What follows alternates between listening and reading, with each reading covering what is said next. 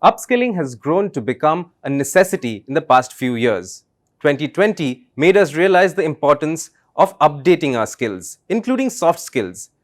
Our next speaker is a veteran of the technology industry. She's the first woman to become the president of NASSCOM.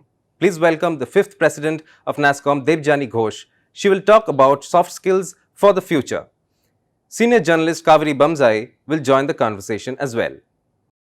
Today we're going to talk to her about soft skills in particular. I think that's been on top of our minds in the past few months, especially with the pandemic. We've all been wondering about our jobs. We've been wondering about our children. Our children have been wondering about their future. And at the top of our minds is really not just about education, but also the soft skills that we all seem to require in this new world. So, Debjani, I'd like to start off right away by, sort of plunging in at the deep end and asking you what are the things that really you think we need to learn, especially engineers. There's a huge skill gap, as we all know, in what they learn and what the job market requires of them. How do we bridge that? And how can you help us learn how to do that? So, Kavri, first of all, thank you so much for having me. And that introduction completely threw me off. that that sort of made me think a bit. But lovely talking to you. And it's such an important question that you are asking because, traditionally we have just felt put the child into engineering college and Right. you're done with, right? Especially if it's a good engineering college, the child is going to come out with Yeah. 5 job offers, if not Yeah. more, and you are done. You're settled for life. What we are finding right now is no disrespect meant to any institutes, and I think all institutes are trying hard to keep up. But the fact is, Kavri, that technology is changing the pace at which we do things and how we do things faster than anything you and I are used to. We're Right. right now seeing the kind of change that we are seeing is what we call exponential change, Mhm. where everything doubles every time it increases, right? And we as humans are totally not used to anything that changes so fast. Right. So for an education system that takes 15 plus years to churn out the final product, and where the curriculum is based on books that were written, if not maybe 10, 20, I think 100 years back, Right. it becomes definitely very, very difficult to create uh, uh, the skills that are right now needed by the industry. So there's this complete mismatch. As an industry, and I'm talking here about the tech industry, as a tech industry, what we need primarily, be it an engineer or be it, you know, whatever field you come from, the first skill we require is learnability. How quickly can you unlearn and how quickly can you learn? In fact, one of the things I always advise young people whenever I'm talking to them is figure out how to demonstrate learnability, because that is what will get you through interviews. Right. Nothing else. It's the hunger for learning, being able to talk about the books that you have read, being Right. able to talk about the learning communities that you are part of, etc., becomes tremendously important. And then we are looking at foundations. So, how good is your foundation in science, maths? How good is your foundation in some of the newer areas, especially, for example, if you have applied for the position of a data analytics? Yeah. How good is your foundation in AI and data science? Right. How good is your foundation in statistics? So, relative to the field that you have applied, how good is your foundation? And then the third thing we look at is what you talked about, and which today's world has become tremendously important: professional skills. Hmm. I do not like to call them soft skills, Kaveri, because somehow in our minds, we Yeah. have, given that a negative. It's like soft skills are women's skills. I don't Yeah. get that Yeah. nonsense. That's I just true. totally don't get that Yeah. nonsense. I'm happy if they're women's skills because then women have an upper hand. Yes, Those skills are tremendously important. To me, they are professional skills: that's true. communication, collaboration, uh, design thinking, uh, ability to influence other people. In fact, a classic interview question that you will get is, influence someone to buy this product right now. Yeah, Let's see how you do it. yeah, How good are you, right? So these are the skills that become tremendously important.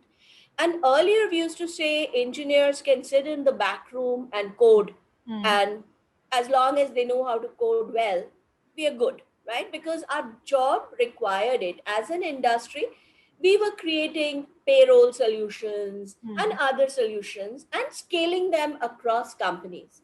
Today, the nature of work has completely changed. Today, we are creating individualized end to end solutions with our customers. mm, We are sitting down and figuring out how do we digitize their entire sales process, HR processes, business operations. So, you need your engineers out there. right, You need them in front of the customers. You need them to be talking to the customers and jointly figuring out these solutions. So an engineer who can't speak or is not comfortable speaking is useless. yeah, Another, there's a lot of hype about data analytics and data science in yeah, India. There are two things which is a must for you to be a good data science that will find a job, a good data scientist or a good data. And then let me start, forget data scientist. Let me start with data analyst. That's easier mm, for you to find a job. First and foremost, how good is your statistics? mm, It's amazing how many people will come and say we are interested in data analytics but have not taken statistics. mm, Statistics is like a must. You have to research your yeah, fields, you have to see right, what is needed. And the second thing is surprisingly storytelling. yeah, Because if you cannot tell the story well, mm, the insights is useless. yeah, It will not be used. So that is the level of change we are seeing. And I sort of categorize them in those three broad skills, the foundation courses, the professional courses skills, and then last but not the least, you have to very convincingly demonstrate your learnability or your aptitude to learn. right. And how far are we from our goal of actually getting there? We have a new education policy in place. I'm sure you've seen it, which of course talks about all these things and talks about experiential learning. But how far are we from sort of completely reorienting our system? Because before the students, the teachers have to learn how to, unlearn and teach again. I don't know if there's a goalpost that we can Yeah, put there because, we have arrived here after so many millions and millions of years yeah, of doing things a certain way. We are here. Definitely don't believe things will change overnight. But what we are seeing is bits and pieces of reforms and improvements happening. And as long as they happen fast and they happen at the right places, as long as we keep moving forward, I'm hopeful. right. I have no idea if there's a goalpost because, by the time we are near the goalpost, say 10, 15 years from now, the goalpost might be have completely changed Absolutely. because we are in such an industry. So I don't know, Gabri, but I guess what we have to measure. I mean, for the first thing, you talked about the national education policy. I'm a big fan of it. There's so many things in it that they have got right. I think key will be now how do you implement that? Yeah, It's going to be critical. And when we implement it, we have to support it. I mean, when AICT came out with the announcement that they didn't say you don't need science and maths to be an engineer, but yeah, they said that they would welcome people with liberal arts, etc., right. to try engineering as long as there are bridge courses, which is exactly the need of the hour. And which But the NEP talks about interdisciplinary study. absolutely, but look at the hue and Yeah, cry. So it's like for every step we take forward, we ourselves bring ourselves back 10 steps. So but I guess that's human nature. So as long as we can continue to take the steps forward, we are good. What about the reorienting of the industry, Debjani? There's so much talk about, India, of course, being a leader in the back office, but perhaps not being a leader in AI, which is the need of the hour, and China outstripping us and all that conversation. What do we need to do there? First of all, it's too early to determine who's leading what. Right. AI is a very, very, very, very long marathon, Yeah. and it's just about started. We've just started running, right? So I think we have to be fair to ourselves and stop saying someone has, nobody has reached the lead. The race to AI leadership is still on, and it's a Right. marathon, it's not Right. a sprint. I think that's good to understand. With the kind of resources China and US have invested, especially in research, I think they're way ahead of all other countries. I think here countries like India have to be very clever about what are the strengths that we, there's no point competing with on everything, right? We have to figure out where do we want to compete, where Right. can we make the maximum impact, have the maximum difference, and where, what are we good at, where, where do we have our inherent strengths. One of the areas where we have a very strong competitive advantage compared to any other country, be it China or US, is talent. Right. So for years, India has led the world when it came to STEM talent. Yeah. We have an opportunity, we actually have an upper hand to convert that advantage into an advantage in the digital era, Right. and start building digital skills. And I keep saying that India has to become what Israel did for the startup world. It Yeah. became the startup nation to the world. India has to become the digital talent nation to the world, Hmm. because talent is what will determine investments, competition, where the money will go, where companies will go.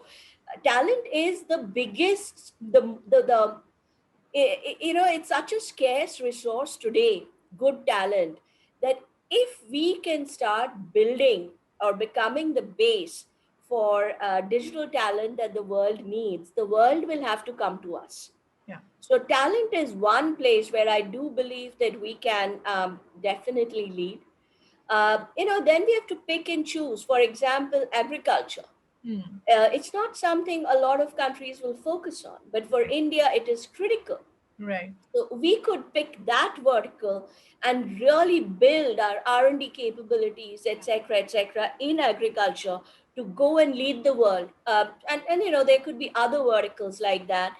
Um, so I would say we need to have a very segmented strategy for AI rather than going after everything. Yeah, and you talked about the being the digital talent nation, and it doesn't necessarily then have to be exported, right? You can be anywhere in the world now and work from wherever you are. You can be anywhere in the world, anywhere in India, work from where you are, contribute to your company's development. One of the examples I always give is Zoho. Yeah. Sridhar Vembu, first of all, sitting in the village, running the entire organization from the village, and not just that, he has now started setting up teams. So he was telling me that one of the development teams that actually works on one of the leading cutting edge products of Zoho is based in the village. Wow. And he is investing in the village in terms of improving their education, etc. So he can also hire people locally, right? Now, I think that's the beauty of this so called future of work that we are getting into, where working from anywhere, anytime will be a possibility.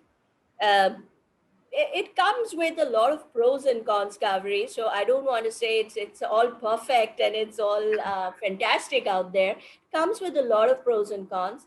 But if we can navigate through the pros and cons and leverage it effectively, it will definitely increase India's competitive advantage. What are the other areas? What about education and health? I think more than ever the pandemic showed us that these are two areas that India could really be the world's center in a way. Is it possible to leverage AI in these two fields and really become a global leader? Oh, AI can be leveraged wherever we want it to be leveraged. So see, if you're talking about health, there is a lot of efforts that's going on in health across the globe, and the kind of R&D investments that some of the countries are making in health tech and AI in health, it'll be very difficult for India to match at a holistic level. But then if you start identifying specific problems, for example, one of the biggest problems in healthcare in India is the last mile access. Yeah. Because for us, last mile access has to happen in very low resource settings, right? And talking about low resource, it could be, it's not just socioeconomic, right? But low broadband connectivity, Right. uh, infrastructure's poor, roads may not exist. So for us, the problem with healthcare is the last mile delivery. That's where it breaks down. Now, that's a unique challenge that India can solve because the rest of the world is focused on a lot of the big stuff, right? Now, we can go and solve some of these problems, which will not just help India, but will help millions and maybe billions of people across countries Good. like Africa and Asia, where they too are facing similar challenges with respect to last mile delivery. So once again, it is important for India to find those need, it's, I don't know if it's a niche or those specific problem statements where we can have an upper hand, and we can build our leadership at a global level.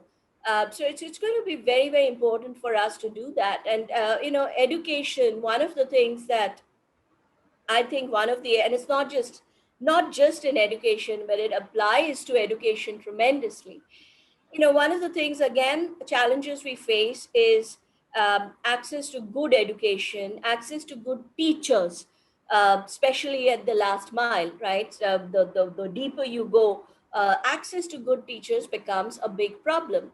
Now, you may find good teachers and you may be able to, through technologies like AI, you can teleport them, or you can have video conferencing Right. sessions. But the problem is, India does not speak one language. Yeah.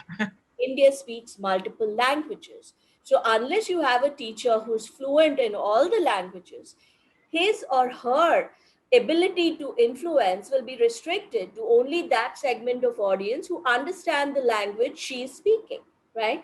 Now imagine AI being used to convert what I'm saying to you in English at simultaneously, at the same time, real time, to all the different Indian languages. That's the power of natural language processing in AI. And if we could work on that, we could, it will require a lot of R&D efforts, but if we could work on that to create those capabilities, um, imagine the impact on India, and of course the impact on the world. Right. What is the state of our public-private partnerships currently? Do you feel that the private sector understands, and I'm not talking about just the IT companies, of course they know that, but do you feel the non-IT companies still, which are regarded as brick and mortar companies, understand the power of AI, understand the investments that need to be made, the things that they can do, perhaps in partnership with the government or state governments? I think COVID has taught us there are no more brick and mortar companies. Right. And if you continue to choose to be only a brick and mortar company, you may not have a sustainable future. I Right. think that's a hard lesson that COVID has taught us. I mean, today, every company is digital. Every company is digital. It doesn't matter what you do. And I think you asked a great question, because CEOs today are no more debating whether they should automate or not. CEOs are debating how fast. How fast? Yeah. How fast, and how do they do it in a way that it will strengthen their competitive advantage over the others, right? That's the debate, that's the discussion that we are having. And one of the feedback, or one of the things that I always advise any CEO who speaks to me about automating her company is, technology is getting democratized. You can procure all the solutions you want, so will your competition. What is going to differentiate you, what's going to be your biggest differentiator is the people, your people. Do you have people who can leverage the technology better than your competition? That's what's going to determine whether you're going to be more successful or less successful. So it's going to be very important, because this is something, see, the IT industry has always been a knowledge industry. Yeah. So for us, people come first, no matter what. But this is a new mindset for the traditional analog industries to understand that it's not the technology, but it's really the people. And therefore, everything I talked about with respect to talent in your first question today applies to all of them. But Debjani, do you see that respect for people first? Because, during the pandemic, we saw such large scale retrenchments. They were so heartbreaking. They've destroyed families, they've destroyed people. And they really didn't seem to be. I'm not saying that everyone was perhaps equally talented, but there didn't seem to be a respect for talent, for experience among a lot of the companies that, issued such large scale retrenchments. Do you feel that mindset is changing, or is it still that one person is as good as another? No, mindset is definitely changing, and frankly, it has to change in order for companies to survive. But again, every time we talk about Indian mindset, I always remind people that count the number of years it's taken us to build a certain mindset. Yeah. So it's going to be very, very difficult to disrupt. But there is one thing I want to bring out here, Kavri, which is, again, I'm just talking technology industry here, but this applies to all other industries. NASSCOM does an annual report card, strategic review for the IT industry, for the tech industry, and we publish it in Feb every year. So this year, when we published it, just looking at jobs, while our industry thankfully emerged as a net employer of jobs, we created more jobs than what we went into 2020 with.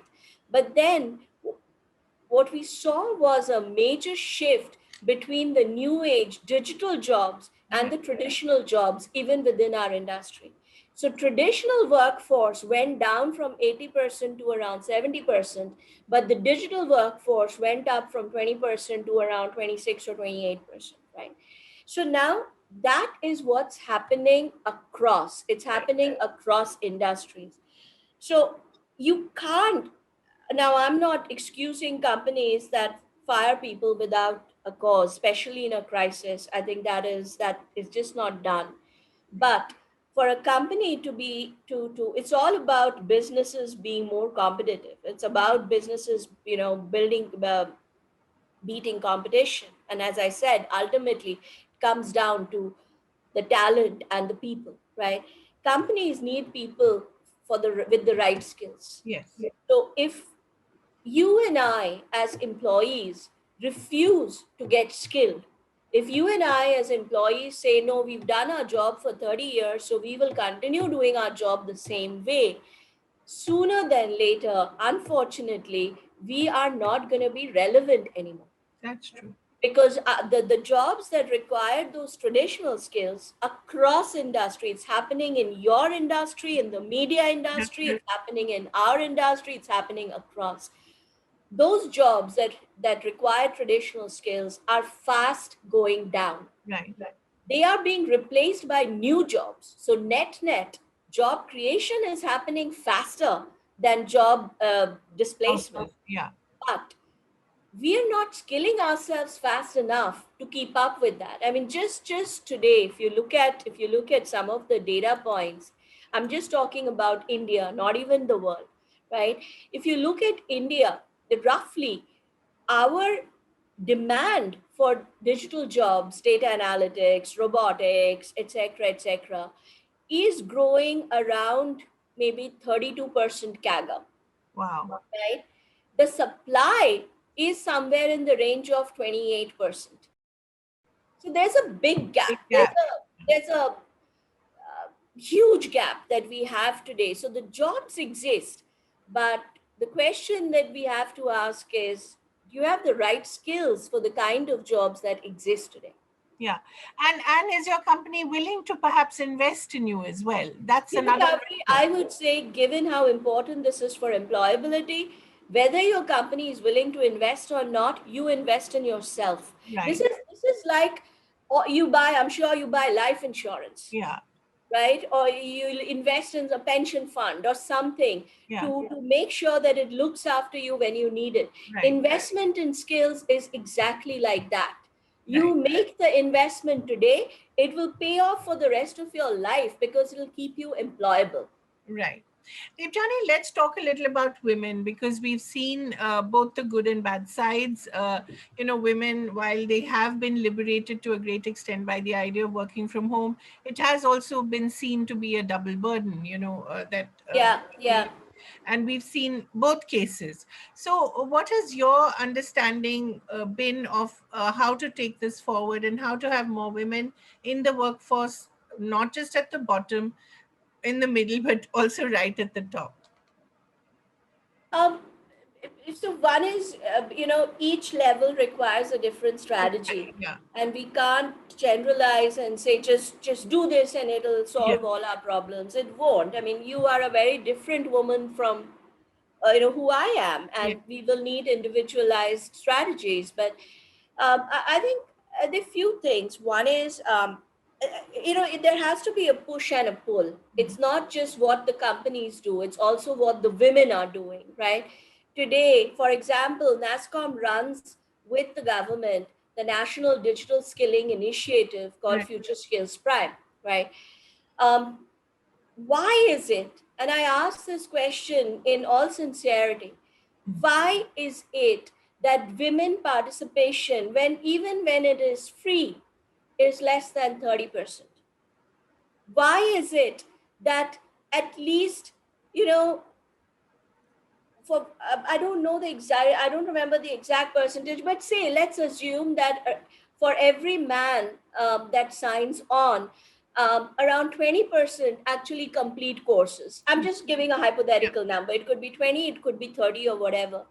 The number of women is less than half of that who complete a course. right, Why is it? And we have to, and this is a hard question we have to ask ourselves. right.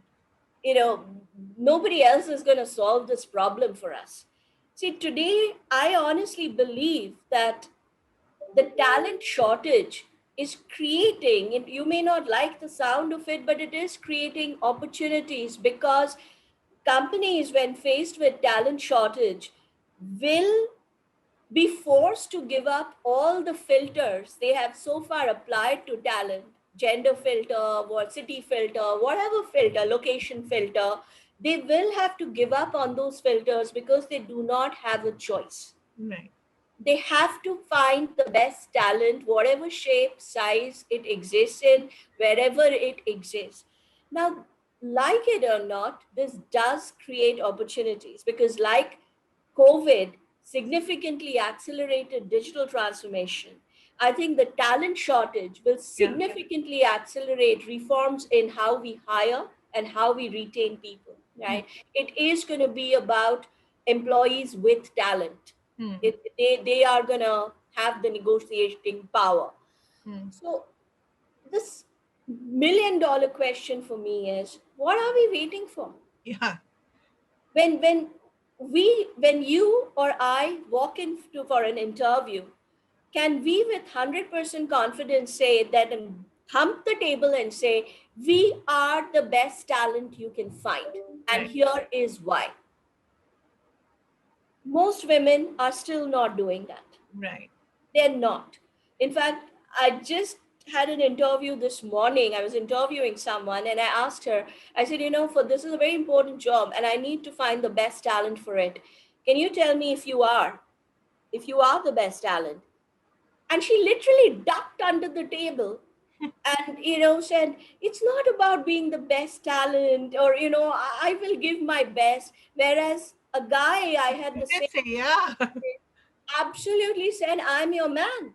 yeah, I can do the job better than anyone else. And by the way, she had better skills, yeah. on Typical. paper at least. They've done it with that social conditioning. It's that whole imposter syndrome, isn't it? We've grown up with that idea. We have to get out of that, no? Recovery, how, this is like holding on to a tree and saying, I can't move. Yeah, You know, if you really want to move, let go of the tree and Right. start moving, right? I think there's enough of an ecosystem, there's enough of a tribe mentality that is now building to say Yeah.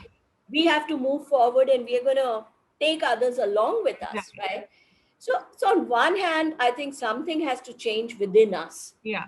And we have to realize that the gender card is not going to work. It's the skill card. Yeah. Skill card is most important. And when we walk into interviews, if we don't have a skill advantage, we have nothing. I think it's important for us to realize that and start getting our act together with respect to how we skill ourselves and how fast. On the company side, I think a few things are happening. As I said, um, the shortage of talent will force companies to become much more inclusive. Yay. So many CEOs today are relooking at the language they use in Yeah. job descriptions, Right. language they use in requisitions that they send out, to see if that language is inclusive enough, or it actually, and it's a fantastic thing to do, Absolutely. fantastic thing. But why are they doing it? They're not doing it all of a sudden because they've woken up to diversity. Yeah. They're doing it because they realize unless they make those changes, they're not going to be able to find the best talent if the talent happens to be a woman, right? So I think the talent shortage is making companies take a very hard look at how they hire, how they find talent, the language, the practices, the processes, all of that is good stuff. Will it change overnight? No, but it will gradually keep changing. I think remote work is also good as long as the woman has the choice to decide whether it's amazing that there are more women coming to me and saying, I want to get back to work, to Yeah. office, than men. Yeah. But that I have to get out of this Exactly. craziness. I need, Because you're on call 24/7. There's no option. I, and I think until Indian men go through a major mindset change where they suddenly wake up one morning and realize that I have to contribute to housework, Yeah. which by the way a lot of good men do, Yeah. but it's still not the majority mindset.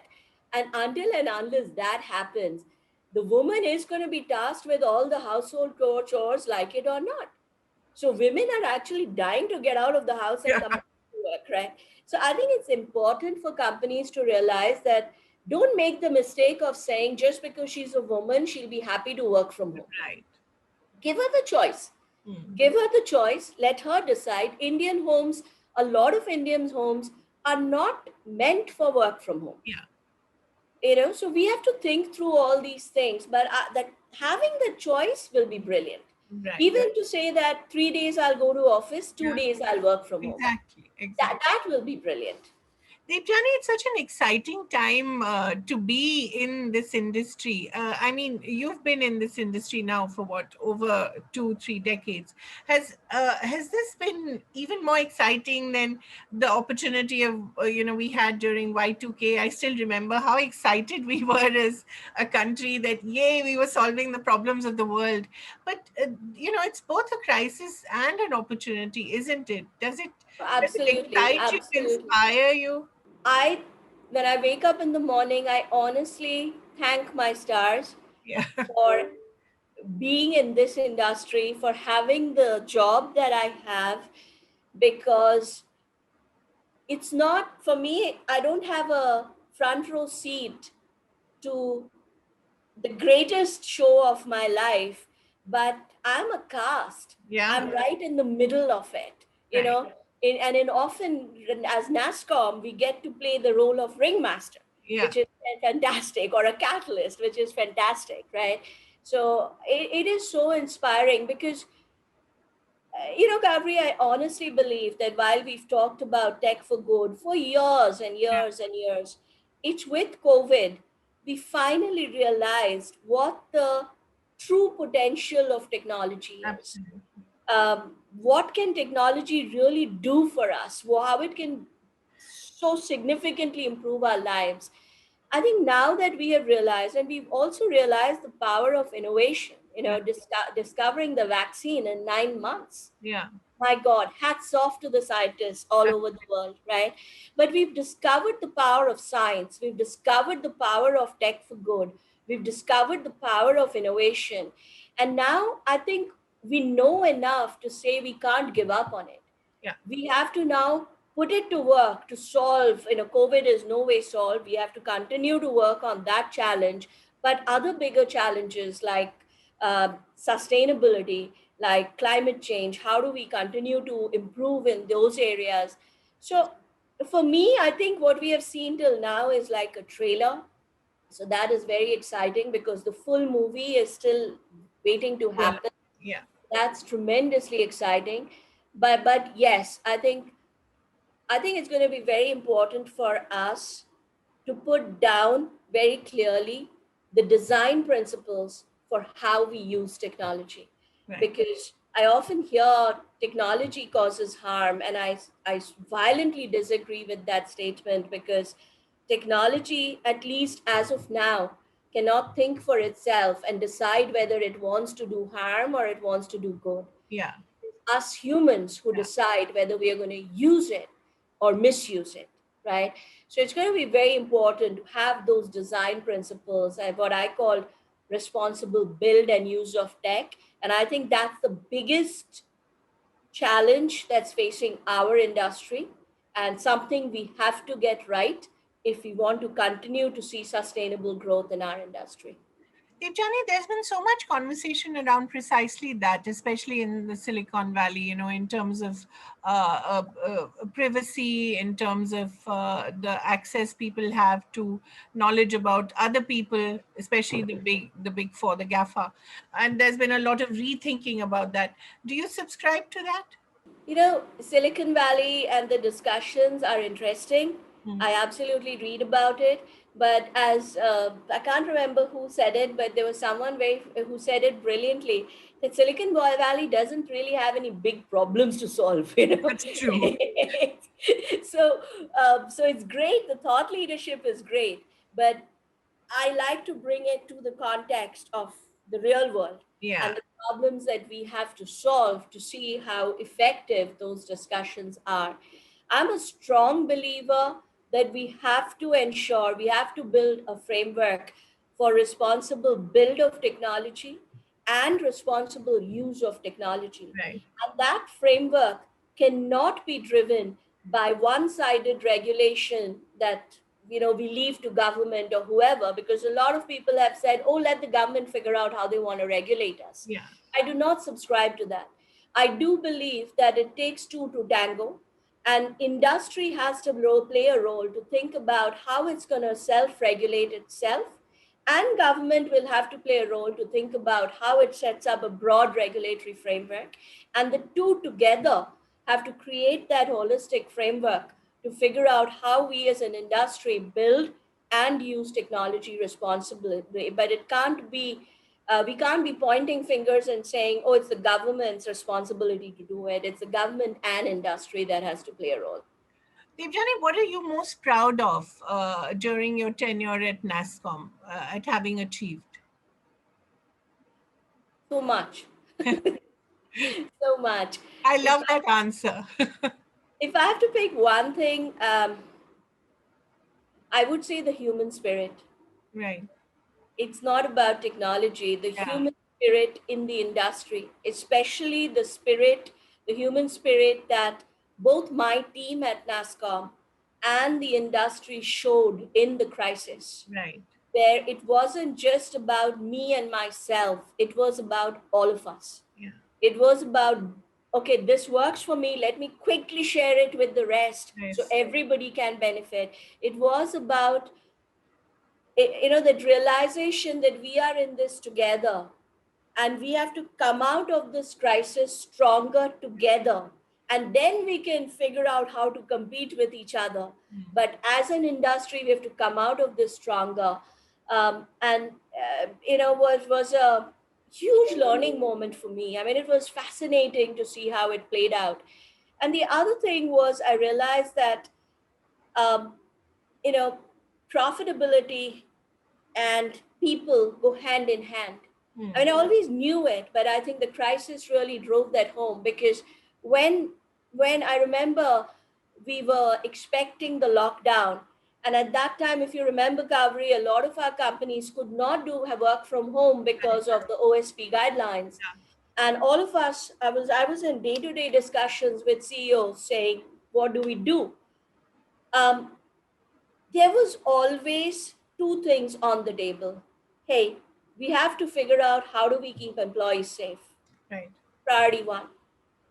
And we have to figure out how to ensure we keep business running. Right. It was never, it can't be an either or story. Right. We have to do both. So we need to find a way where we achieve both objectives. And we Right. cannot compromise on either. And the I think the power of that conviction and the power of that belief forced us to think differently and come up with a solution which actually enabled the industry do both, which is, where remote working Right. became a reality for this industry.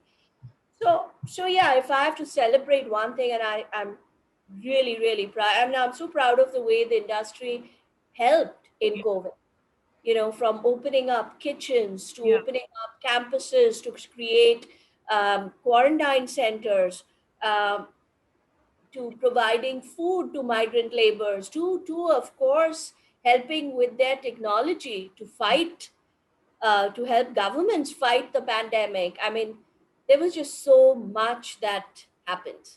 You're right. I think it was quite tremendous. I agree. And this conversation leaves me with so much hope for the future. So I hope it leaves our viewers as well. Debjani, one last question. Really, are we in a world where each of us can be like a bespoke expert in our areas, customizing ourselves according to what the market demands and, yet sort of working in some collective? See, I think we have to have some subject depth, Yeah, whatever the subject. whatever. You have to have a domain expertise. you Yeah, you have to have some level of subject matter expertise. You have to have some level of domain expertise, because um, jack of all trade is unfortunately may not cut it for you. right. So I think it's very important to have that. But I think even more important is my earlier point: the hunger to learn, the Yeah, willingness to learn.